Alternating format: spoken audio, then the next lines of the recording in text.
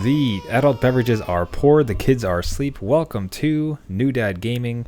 Can't believe after this time off I remembered how to say that intro. Goes like riding a bicycle. My name is Trevor. I have a 5-year-old and a 3-year-old now. And I'm Jeff. I have a 10-year-old, a 7-year-old, and I've had 2 beards since the pandemic started. Yeah. 3 haircuts, 2 beards. Oh, sorry, no, I should say no haircuts. 0 haircuts. 3 beards. And a lifetime of memories. Everybody, we're so excited to be back. This is our first podcast now in months and months. I think the last one might have been March, Jeff? Probably, yeah. It's been a while. Yeah, it's been a bit. So at the time, what happened is I was right in the midst of a launch of a product. I was trying to launch out. Didn't go very well, but it was a really great experience. But that took just every little piece of energy I had. Followed that by a little thing called the pandemic. What can you do? So, which obviously threw us both for a loop. But next thing you know, it's just been trying to manage, I don't need to tell anybody this. It's obviously been a whirlwind for everybody, just trying to stay on top of things, trying to manage, trying to get through everything. So that's really very much been our case as we've been going through these last couple of months. But I mean, I don't know, from my side, you could speak to yours. Like, I've just been super anxious to get back. We got some really nice messages from podcast listeners, which, thank you so much for the support while we've been off. Like, that was really encouraging. Like, oh man, we want to get back. We want to speak to folks. So thanks so much for that support. And yeah, I was really anxious to get back, Jeff. I don't know if you were chomping at the bit during our away. Yeah, for sure. Like, there's been so much that's happened and so many topics have come up. We just, there wasn't, the world was kind of falling apart there for a bit. We just couldn't connect for a while. So, again, appreciate all the comments. We kind of stayed in touch on Twitter for a bit. So it's good to, see the conversation out there and get back into it. Absolutely. So so to dive in, so we both have jumped into really this last while of some older releases. At least yours has a more modern type of spin on it. But so one of your first messages back to me was that you, a father of 2, gainfully employed, in the midst of a pandemic, have gotten into, what game have you started, Jeff? Okay, so Final Fantasy 14 is the MMO. The MMO this man gets into. Gaming dad and MMOs probably doesn't mix, right? Probably not the same sentence. But man, no. I was, again, coming from my experience, if anyone's seen the show, I love Final Fantasy, and coming off Final Fantasy VII Remake, finished that, I wanted to dive in some more Final Fantasy, and 14 was out. It was free up until level 60. Which I guess is an insane amount of content, like hundreds of hours. High? That's crazy. Yeah, I can imagine them do something like 10, but 60. 60, and it gives you the full, I guess. Okay, so there's so many expansions, and it's. I will not say that it's easy to get into. I have never been an MMO guy. Yeah. So I'll pause you real quick. For the video of the live stream, which you can check it on the Facebook page or on YouTube. If you go there too, we're currently playing a video. Final Fantasy 14 worth playing in 2020 is Final Fantasy 14 Shadowbringers Good, and this comes from YouTuber Work to Game. If you want to check them out, it's like a great video. But just to give props to our video, so it's not easy to get into. There's just a lot. This game has been out for forever. There's many things since I only had one kid. This game has been out, so there's a lot to catch up on. So the free trial gives you the whole base game, which is, I guess, 50 or so hours, and then the entire first expansion, Heaven's Ward, which is another 30 hours, which apparently is like awesome story. And then after that, you have to subscribe and get the other expansions. But to start, that's if my math isn't failing me, that's 90 hours of content. At least. That's like straight story content. That's if you know what you're doing, Trevor. Because a lot of it, and if anyone's on the servers, a lot of it will just see me zipping back and forth because I don't know what I'm doing, and it takes a while to get your feet wet. But yeah, no, it's a lot of story for free. Like, anybody can pick this up, and get online and just make a couple characters. You can even make more than one character. You can have up to 8, so you can just explore the races, whatever you want to do. Jump right in, no obligation. Doesn't even need PS Plus. So you even need PS Plus to be on this, My which is goodness, insane. that's It's about the most free game I've ever heard of. Then, right. because even something like I think Fortnite requires. Oof. Okay, that's and what? No, now we turn back to our favorite segments. Where Trevor Googles something. Yeah, no, I was blown away that this doesn't require PS Plus. You can go online through the Final Fantasy Square Enix servers. Oh, okay. No problem. To take that back, Fortnite does not require Does not PS require. Plus. Okay. Still, this is totally free thing, but this is how they get you. Because I will, even if you are a gaming dad and you don't have the time, these type of games, again, I'm not totally familiar with, but there's enough quests and character information and just events going on that you can zip in, zip out 5-10 minutes, get something done. Granted, you're not making like a lot of progress through the story, but it's good just to get in there, see all of the other people online, and get out, and you're kind of done. With my kids being 10 and 7, they're actually involved in this, so they're there with me, which is awesome. So they're into this? Yeah, they're totally down. They want me to play it. They, among all the other games that we have on the system, they want me to play this one. Man, There's really?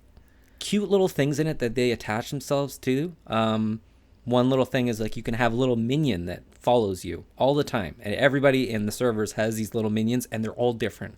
I've never seen one the same. So they're always calling out, "I love that minion," or "Take a picture of that one," or do a joy emote to that guy because he has a cool minion, and it just makes it a fun experience as a dad to have the kids engaged. So I think I hope I can represent our audience a bit, because we came up in a time, because to ask you questions, because we came up in a time when there was not anything like an MMO. No, we came up when World of Warcraft, arrived on the scene. It never really captured me. It captured some of my friends, not many, but like it was certainly there. So it's like we were aware of it, never dipped in. Yeah, It seemed bonkers complicated. Now but of course, and then myself obviously loved Final Fantasy games. With that context, like somebody who came up from the old world of gaming, finally kind of moved to stuff online. How is this tickling you? Like, this is just like, is it hitting you in a certain way? And like, because is it a novelty of I've never tried this thing before? Is it this always online bunch of rando strangers that I'm playing with is good? Like, what is it that's ticking boxes from somebody coming from a non-MMO gaming dad type of thing? Good question, because I think what's doing it for me is I really liked Final Fantasy 7 and Final Fantasy 9, and this has a lot of 9 in it. So a lot of medieval fantasy setting, less steampunky, but there is some of that in there.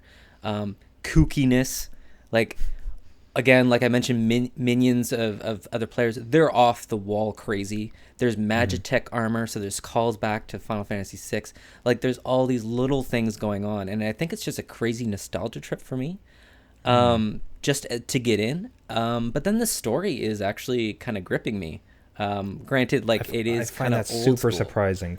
Walk me through that, because again, from the outside, I would assume that basically there's no story, and this is just all grindy McGrindfest. And every screen I see, it's always like the one we're currently looking at. Again, if you go to the video, that could not have gone at a more perfect time, because it's just bananas. So they tell me that within that there's a cognizant, like a story that follows plot points and that you get invested in.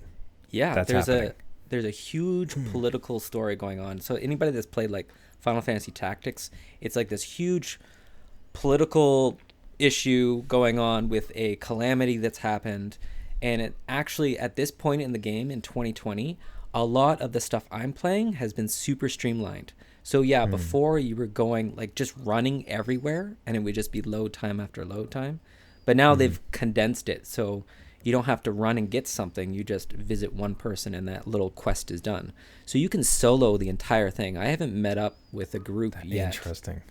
I'm just doing the story, which is fun. And I'm actually like getting into the characters, and it is hard to like, because they throw a lot of names at you, and you're not sure exactly how things connect, and they're not meant to yet. So you kind of have to, you can't play this when you're like half asleep because you won't know what you're doing or where you're going. But yeah, the story is getting there, and again, solo. You can just so you don't have that time crunch, because that's what I was worried about is committing. I would love to be in a group of friends, like online strangers, and go and fight a huge boss, because those things happen. You can do dungeon raids and all that stuff. But I didn't want a time commitment because I might not necessarily be able to do it, right? You know, if somebody says, 9 o'clock tonight, let's do this, I might not be able to do it with kids. Something might come up. So I was kind of on the edge of getting into it, but now that I'm in and I kind of researched what happened, again, you could solo all the way up to level 60, not a problem. So it's doable.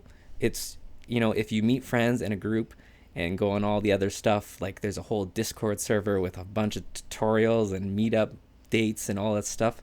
That's just extra to me. Like icing on the cake. What kind of gives you somewhere to go? Like, firstly, it sounds like if you get really into it, this becomes your jam. Yeah. You could like link up with other people to be able to like, okay, let's extend this and let me try my hand at raids. And B, you could just actually plop down some money for the expansions if it ends up being something you really like. Yeah, Man, absolutely. I can't really describe to you how surprising that is. When you messaged me, I couldn't believe it for the life of me, because I've seen it, and it's just like, this looks like just crazy time crunch, always online, like, so you can't even just kind of just jam it by yourself. Probably not gonna be a lot of story, and like not suitable for dads. I would say it's doable. You just, again, it's just how much you want to put into it. So you get what you put in. So the more time in there, and the main scenarios can take a little bit, like 20 minutes, I think, is a main scenario quest. Block out 20 minutes, you can get one done. Not a problem. And the little smaller ones you can do 5-10 minutes. If you want to just do, whatever, get a chocobo yourself, like that's a side quest. That's not a main story quest. So stuff like that. Okay. So the last most important question is, what class did you choose? Because that's obviously a big part of this, as far as like tank, magic, white, black mage, all like the good ones. Yeah, so I read up on that before actually going in, and tank, gladiator tank is the easiest to learn, so that's what I'm doing. There's no like crazy spells or anything, so that's what I'm gonna go with. I'm gonna try that out for however many levels. And see, because I don't know, there's a lot in here, and I see people doing crazy stuff, and I want to be there one day. So new dad gladiator tank, love it. Yeah, it's new goals. That's so fun. Okay, so I mean, like, that's like, I think that comes down to a really strong recommendation for dads, in the sense that if you like Final Fantasy, well, I'll put you to something. Make the case for dads listening about playing Final Fantasy 14, the MMO. Yeah, I think if you like Final Fantasy, you can get into this and get something out of it with no upfront cost. So at least giving a shot, trying it out for a couple hours to really get it going. MMOs are scary, if you don't know. I found them scary, but this thing has a good tutorial system and kind of just baby steps you through it. So it is kind of a grind at the start because it's teaching you all these little steps. But once you get going, even with a controller layout, because again, that was something, I thought it had to be mouse and keyboard. Controller layout works perfectly. And again, no upfront cost. There's really nothing holding you back from at least trying out a few hours, cumulative, like at the end of it. You don't have to do it in one sitting. And just see where you get to, because the world of Final Fantasy is there. It's giant, and there's a lot of Easter eggs and a lot of callbacks to previous ones that like put a smile on my face, which is awesome. I don't know. I've never had that kind of feeling since the remake, since I finished Final Fantasy VII. So it was a good time. Totally recommend. Stop, man. All right. Well, hopefully we sold some dads, and if you want to reach out and form a party with Jeff, take on some quests, then we got a new dad guild going on here, I think. That's right. Fire me a message. Let's go. Let's get that rolling. Yeah. Now, to go from a positive game experience to a negative game experience. So I think I might have mentioned in some previous episodes that I was fairly joyed with how much my son has really taken to gaming. And specifically with, he had done some Rocket League. and oh man, I forget when his first one. I have to go back to the episodes. But what he really has gotten into, just all he wants to do is play, is Lego. Lego Okay. superhero games. Just Yep. absolutely adores it. Loses his mind. It's the Yep. greatest thing for him in the world. Like and to the point where he asks for it constantly. It's kind of it's become, for lack of a better word, his control. Okay. Yeah. Like in a sense where it's just like, if you don't behave, like you're gonna lose your game. Like if you want to get your Right. game, you gotta do these things. You know, because he just Wow. really like he so badly wants to play it. So we've played the two that we mainly have played is we played a little bit of Ninjago. There's a Lego Yep. game for that, but that was kind of like I don't know. It was very messy. But he really deeply got into Lego Marvel Superheroes 2. Yep. So the second Lego Marvel Superheroes, and then more recently the DC Villains Lego one, Oh, okay. Yep. which I had kind of produced, or I kind of chose for that reason. So we're currently watching the video just to give another shout out here. So this is the Phantom Strider, giving us the 5 best worst Lego games. I Yes. think I might actually. The stuff that he's showing is pretty pretty awful too. So I might just switch it off to play through Lego Marvel Superheroes 2. Yeah, we've played both of these, so I'm interested to hear your experiences. And Ninjago was a favorite in our household for a while. Really? Okay. So I think that just it skewed a little bit older. I found Yeah. some of the not even so much the humor or anything, but it was more like the mechanics of it, the puzzles and everything. Just for some reason felt a little bit older than Yeah. the Marvel one. It felt the Marvel one felt a bit more approachable, same as the DC one. Yeah. So I kind of hate these games. It's just the way it's, I kind of like play my cards. It's just like the premise. What's it's almost disappointing too, because the premise of it is excellent. Like these super massive powerful people condensed down into tiny silly toy bricks, and you can take apart things in the world and then rebuild them. Yeah. You know, they're open world, which so you're just like slamming around. The stories and the characters are all familiar.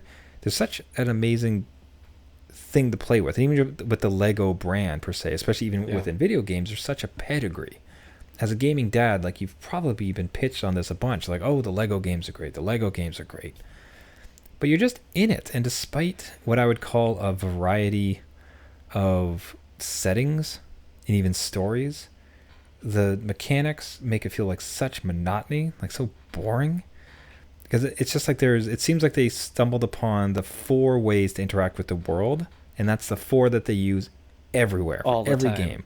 Yep. And it's just like, okay, so you either have a rope that has to clamp onto something and you pull it, you either have to aim at something from a little platform, you have to create a magic version of something like a big large one, or whatever else. Like there's the 3 or 4 ways. And I know it probably actually comes down to like 8, but anybody I'm talking to would know about it. It's like, okay, yes, like they basically have these 5 tricks that they apply Yes. everywhere. Yes. And the second thing, it's just not very clever.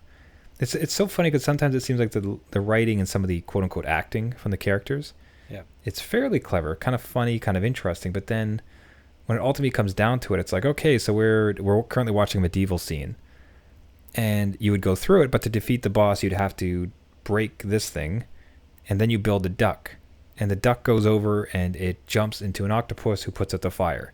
Yeah. And it's like that is so lazy. Like you're not working with the story. You're not working with the tools you have. To the point Yeah. where as the adult who's playing, you're like, this is stupid.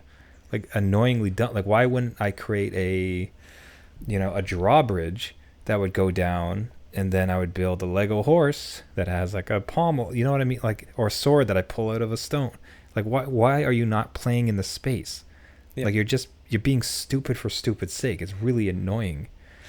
Yeah, it works on its own logic that way. It's weird because I totally get what you mean, where you'll build something and I don't know why you would build whatever that told you to build. And you would have to go over to some other area of the screen to get your part for it, but you wouldn't know what that was.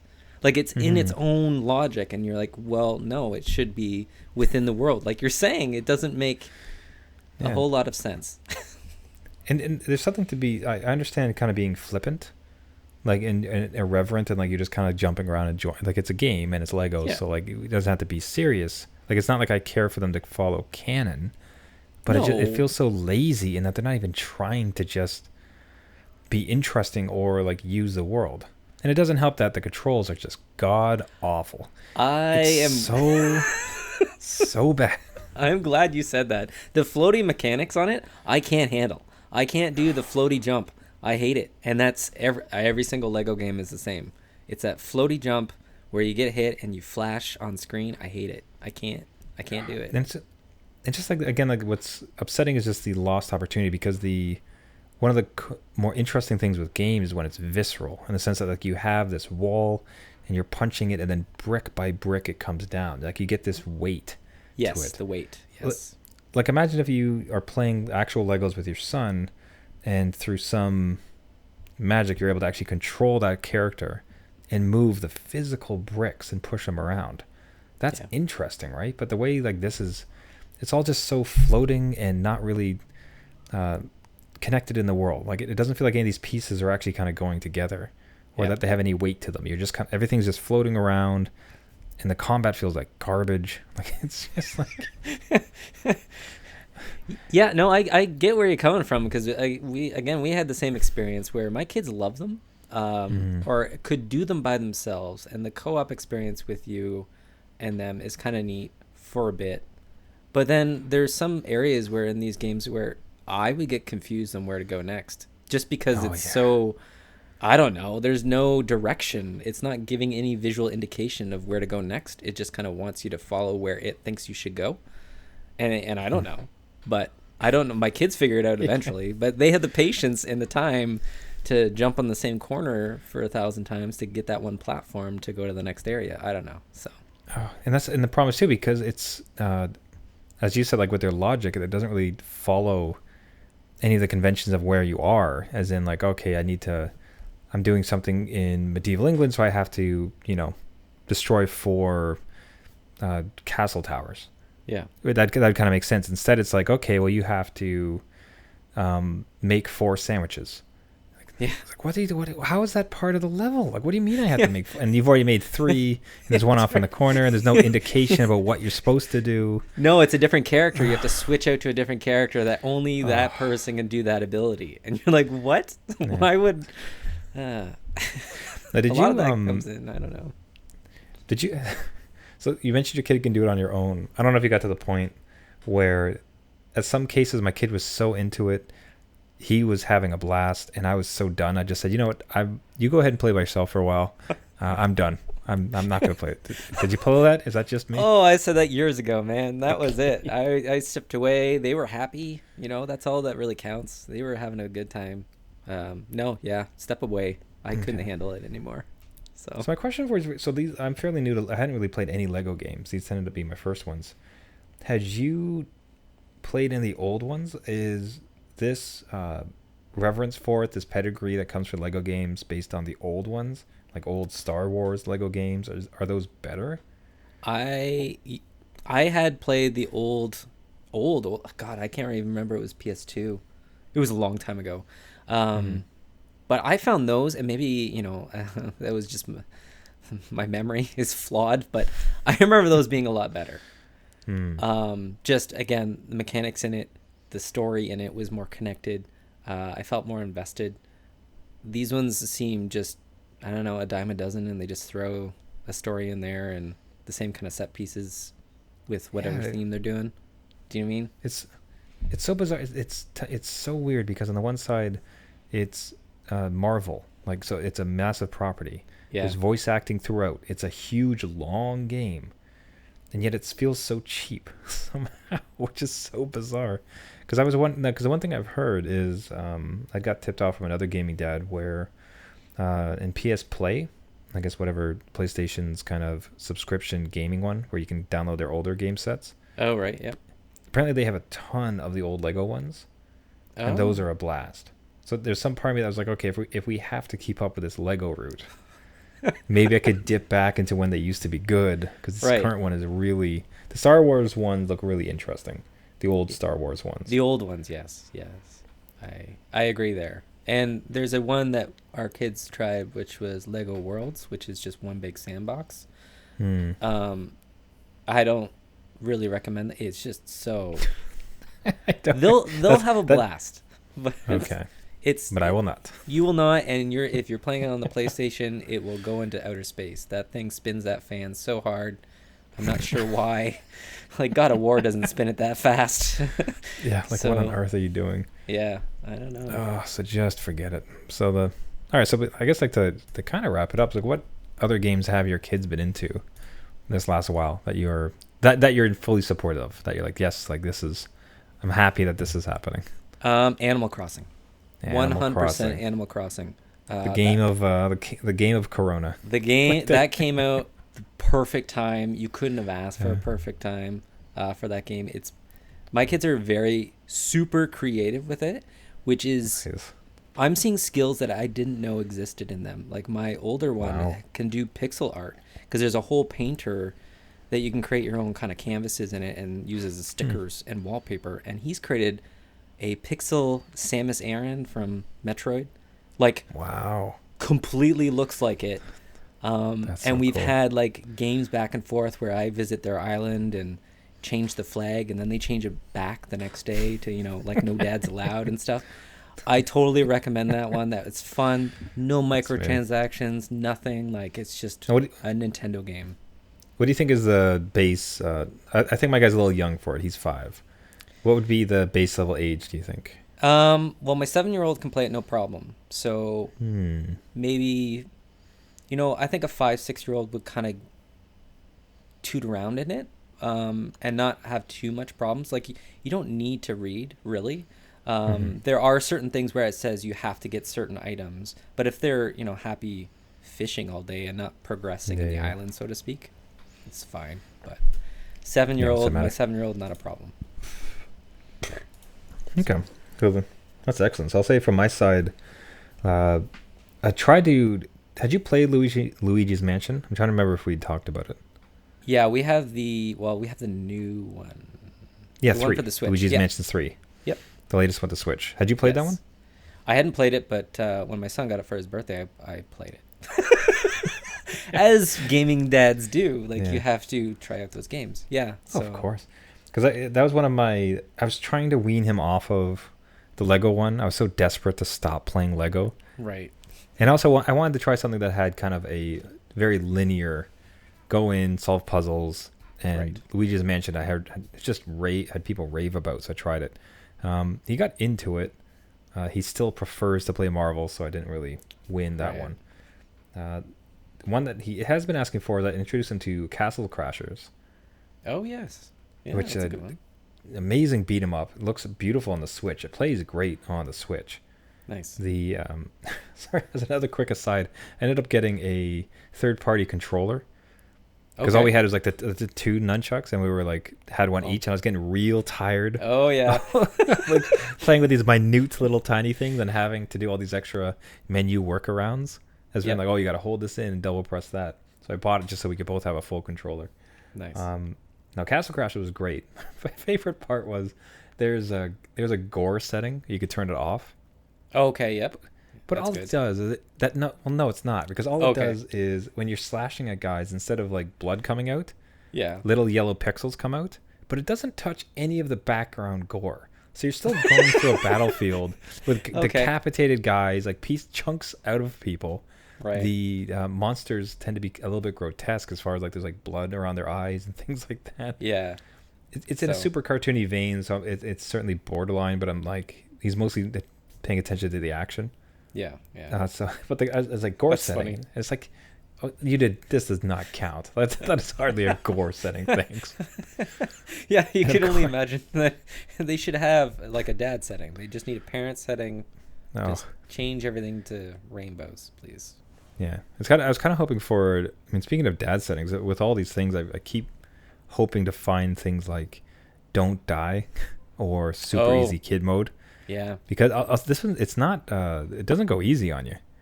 Nope. Like fortunately, if you have 2 people, you can tend to revive the other one. So I tend to be able to kind of just keep bringing them back.